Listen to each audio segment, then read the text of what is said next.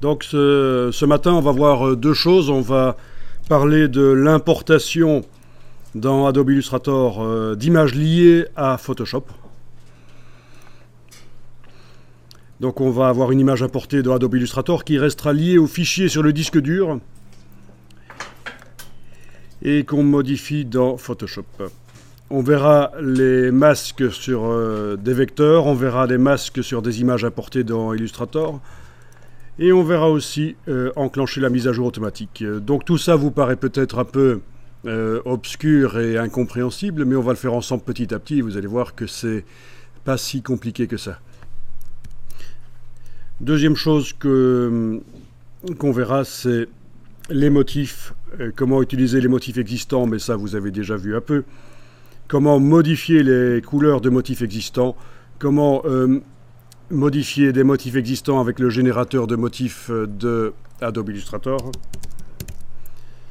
et comment créer des motifs avec le générateur de motifs de Adobe Illustrator. Donc tout un programme pour commencer cette matinée, mais vraiment essentiel pour s'en sortir dans Illustrator et faire des choses bien.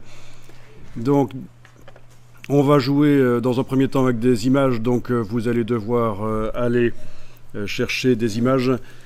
Ah oui, j'avais installé dans Chrome une extension qui permet de récupérer des images en haute définition, donc je vais utiliser Chrome. Vous aviez fait ça aussi, je pense, hein. On en avait parlé de l'extension qui permet d'afficher les images en haute définition. Donc quand je suis là dans Google, je vais aller dans Google Images avec le petit mot image là en haut à droite. Et vous tapez le sujet qui vous intéresse, non pas Catherine Deneuve, mais plutôt les chats, parce que, ouais, par exemple, mais vous pouvez taper autre chose, mais ce serait intéressant de taper le mot en anglais, puisque le web, c'est principalement de l'anglais. Pour trouver des images que j'ai le droit d'utiliser, je vais taper entre guillemets public domaine, orthographié comme ça.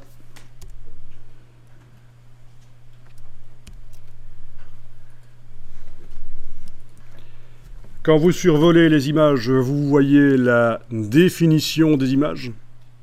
Donc certaines sont minuscules, d'autres ont beaucoup de pixels. Par exemple celle-ci, 3400 pixels sur 2300. Quand on multiplie les deux chiffres, on obtient au-delà de 7 millions. Il y a plus de 7 millions de pixels dans l'image, donc ça veut dire que c'est des images précises. Ici, 261 x 300. C'est évidemment beaucoup moins précis. Bon, ben on va filtrer, on va demander de ne voir que des images avec beaucoup de pixels, des images qui ont une bonne définition. Donc dans les outils, ça on n'a pas encore fait, filtrer les résultats quand on cherche des images. Dans les outils, ici, vous allez demander taille supérieure à, on va faire supérieure à 2 mégapixels par exemple. Je veux des images de minimum 2 millions de pixels. Voilà, normalement, là, quand vous survolez, vous n'avez plus que des images qui ont quand même pas mal de pixels.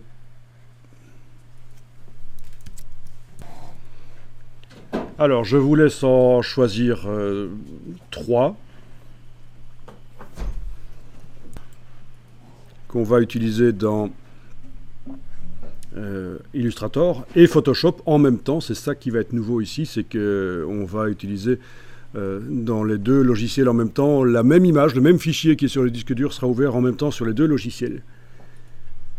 Donc prenez des images en couleur, ce sera mieux.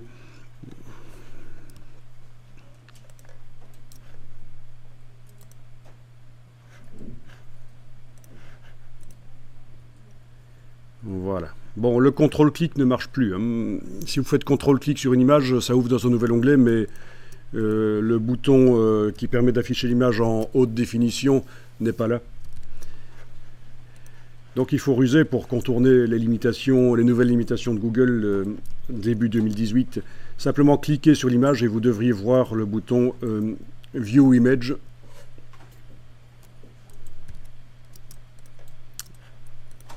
Et sur celui-là, vous pouvez cliquer avec la touche CTRL, ça marche. Sur le bouton View Image, vous cliquez avec la touche CTRL, ça vous ouvre dans un nouvel onglet l'image en haute définition. Je vais faire ça pour d'autres images.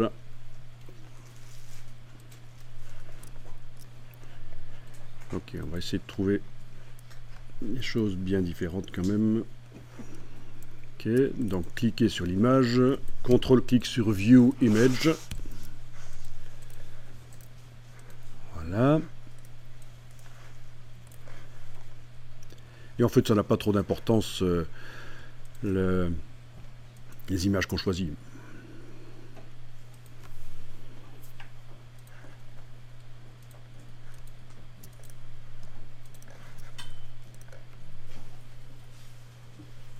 Bon, une fois qu'elles sont dans 3 onglets comme ça, vous les enregistrez dans un dossier pour les travaux d'aujourd'hui. Vous faites donc un clic droit, enregistrer l'image sous,